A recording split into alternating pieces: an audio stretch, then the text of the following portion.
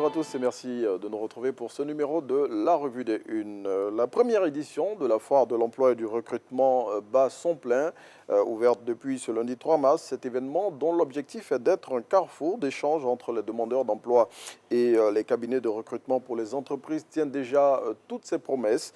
Selon le rassemblement, les jeunes Ivoiriens, depuis le premier jour, ont pris d'assaut le Palais de la Culture de Treichville et la mobilisation va crescendo. Les stands des recruteurs ne désemplissent pas et certains jeunes ont déjà obtenu des promesses d'emploi et de financement. À noter que cette activité referme ses portes ce vendredi 7 mars 2025. Nous sommes en mars, mois dédié aux femmes, et Fratmat, à la une de son numéro de ce jour, met en avant des profils féminins nationaux qui se distinguent dans leur secteur d'activité.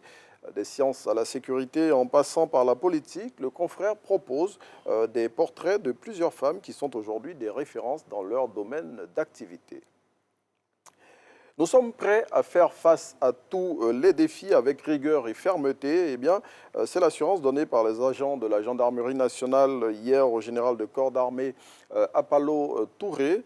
Selon le patriote qui en parle, c'était à l'occasion de la cérémonie de présentation des vœux de ce corps d'élite de l'armée nationale. Et à cette occasion, les agents de la maréchaussée, selon le confrère, se sont engagés à répondre à toutes les attentes placées en eux. Depuis le samedi 1er mars, le jeûne musulman a démarré et pour soutenir la communauté nationale et l'aider à bien passer ce mois de Ramadan, le chef de l'État Alassane Ouattara lui a fait un important don constitué de plus de 419 tonnes de sucre et plus de 431 tonnes de riz.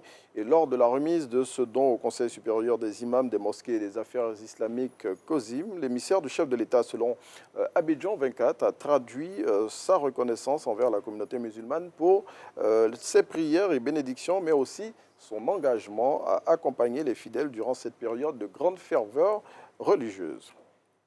Et c'est aujourd'hui que démarre le carême chrétien. Et comme à l'accoutumée, hier, c'était la célébration de Mardi Gras qui marque le dernier jour avant le début de la période de carême. Et à cette occasion, les tout-petits étaient à l'honneur hier dans les rues de toutes les localités du pays.